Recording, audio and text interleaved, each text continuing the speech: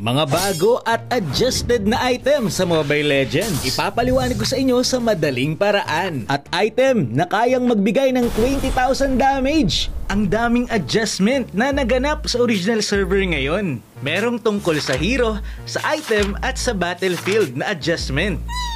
Ngayong araw, unahin muna natin yung sa item. Umpisahan natin sa Skypiercer. Alam natin na sa ultimate ni Martis kapag may marka ang kalaban, sure na matitake-down mo ito kapag ginamitan mo ng ultimate. Ang normal na damage ng ultimate ni Martis ay 1,328. So ganun dapat kaliit ang buhay niya para ma-takedown mo.